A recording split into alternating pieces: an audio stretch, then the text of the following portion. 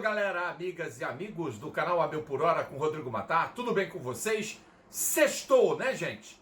Primeiro final de semana do ano, primeira sexta-feira do ano, e se é sexta-feira, é dia de Minis com História, é dia das preciosidades, é dia dos carrinhos, é dia do que vocês têm de melhor, inclusive eu também tenho, porque hoje é um exemplar da minha coleção particular de miniaturas, e vocês podem mandar as suas preciosidades, os seus carrinhos, seja papercraft, kit de montagem, miniatura sólida, até moto, mandem para o e-mail que está na descrição dessa postagem.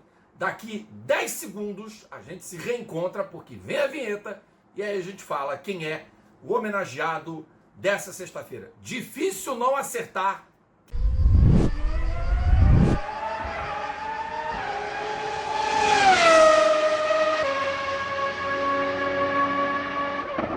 Muito bem, gente, e aqui quem vos fala é Rodrigo Matar, o comandante desta nave louca que já superou 21 mil inscritos.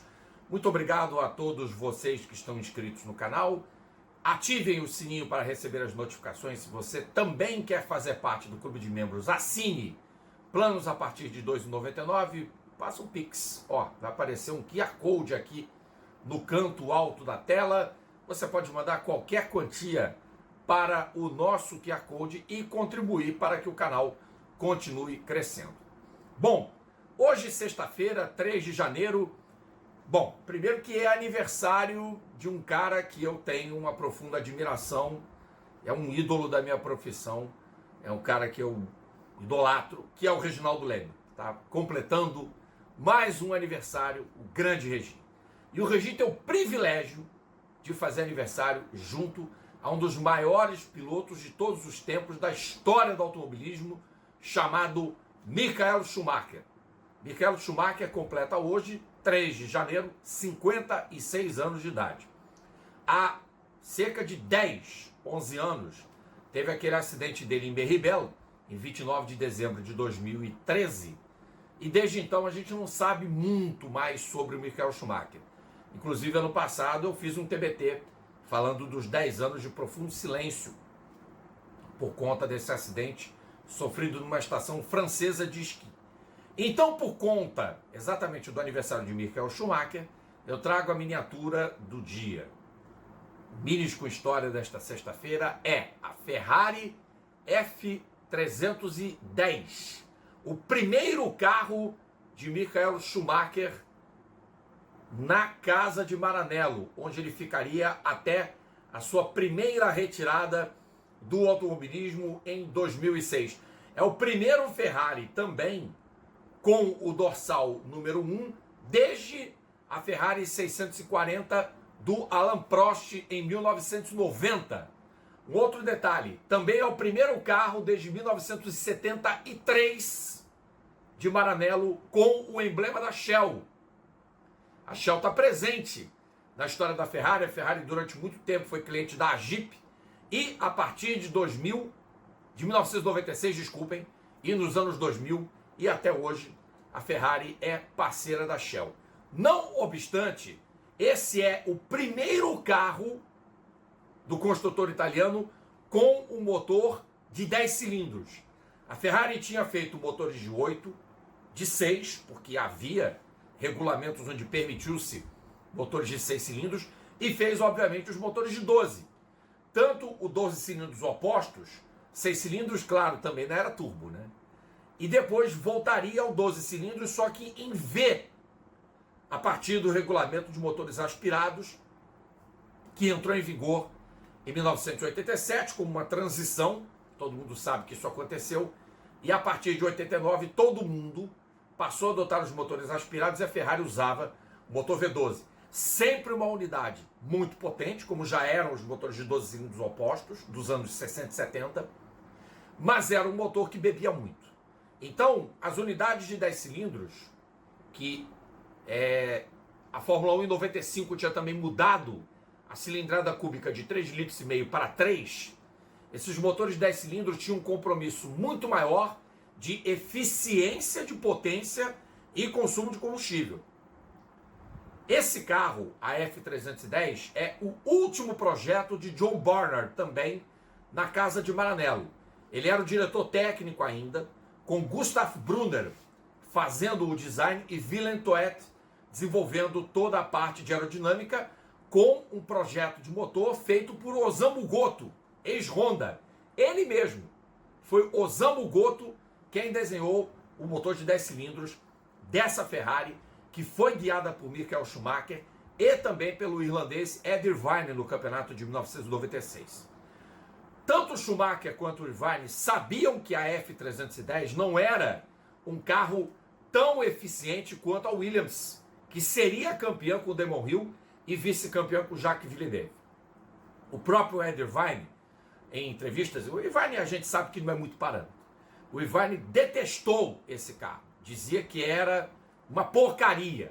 Com outras palavras, ele fez poucos elogios ao projeto do John Barnard. Michael Schumacher, muito mais realista, por sua vez dizia: esse é um carro com o qual eu posso ganhar algumas corridas. Ele sabia que não poderia ser campeão de imediato. E, na verdade, ele também precisava das peças certas, nos lugares certos, para ser campeão mundial de Fórmula 1.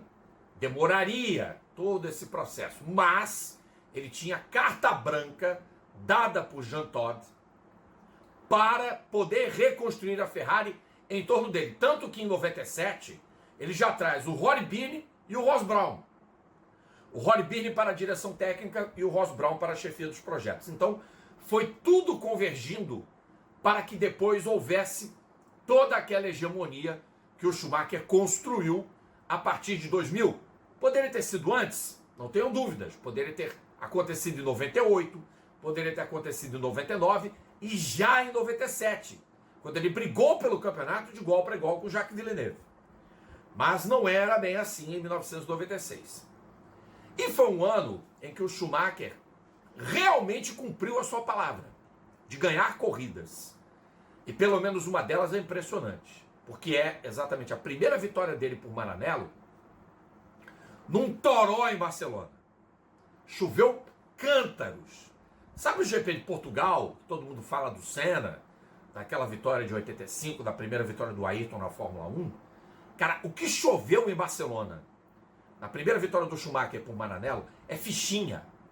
É fichinha. Aquela vitória de Portugal do Ayrton. Chovia demais. Acho que só 6 carros terminaram aquela corrida e o Schumacher ganhou. Foi uma prova que terminou muito próximo, inclusive, do tempo limite de 2 horas. Se não me engano, 1 hora e 56 minutos.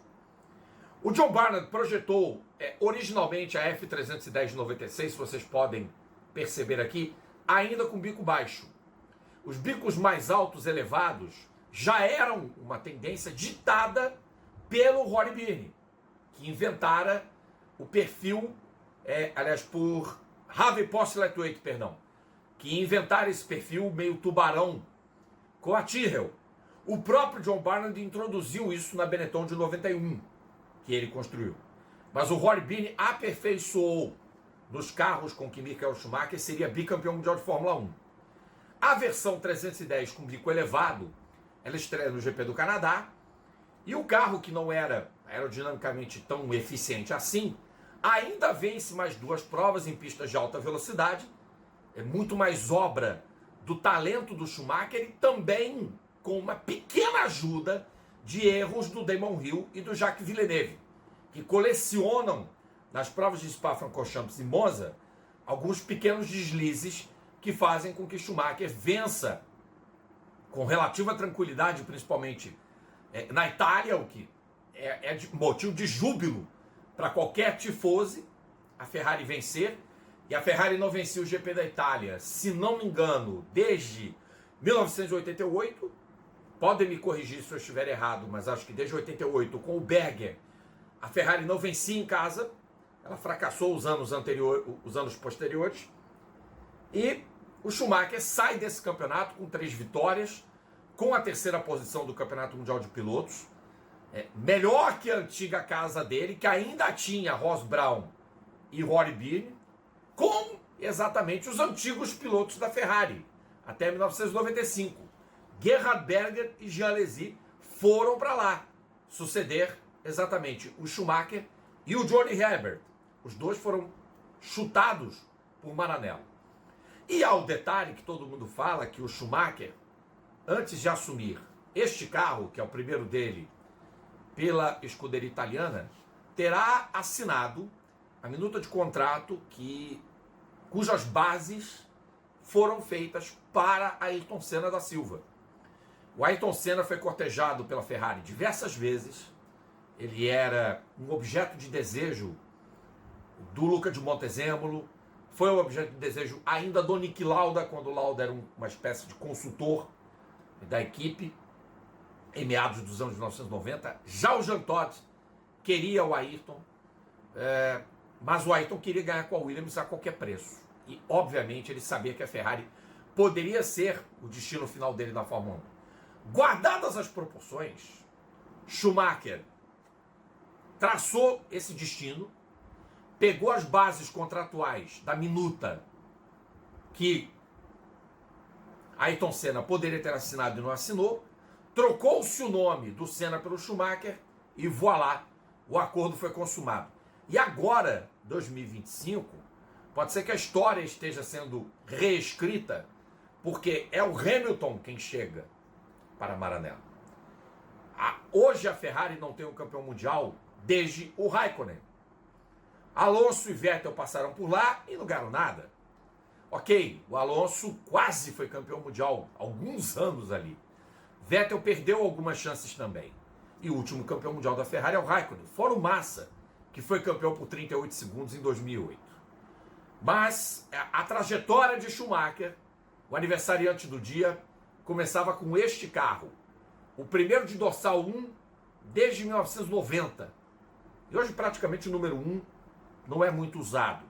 O único piloto nessa questão da numeração fixa que fez questão de usar o 1 foi o Verstappen. Veremos se alguém além dele, quando for campeão, passe a usar o número 1 que Schumacher trouxe de volta a Maranello. É isso, gente. Ferrari F310, um carro com muita história para contar, o carro das primeiras vitórias de Schumacher, o primeiro Ferrari com motor de 10 cilindros, a primeira Ferrari depois de tanto tempo com o dístico da Shell. Olha aí, ó. Só não tem, porque essas miniaturas são politicamente corretas, não tem o logotipo da Marlboro. Aliás, depois de décadas, dizem que a Philip Morris teria finalmente deixado de investir na Ferrari. Se é verdade ou não, a gente só vai saber ao longo do campeonato de 2025. Na próxima sexta-feira, eu espero a sua colaboração aqui, hein? Não esqueça de mandar para o e-mail que está na descrição do vídeo a sua contribuição para a Minis com História. Amanhã, ao vivo, a gente já começa os boletins do Rally Dakar 2025. Espero que vocês tenham gostado desse Minis com História. Keep fighting, Michael, o aniversariante do dia. A gente se vê. Obrigado, boa semana a todas, boa semana a todos. Tchau.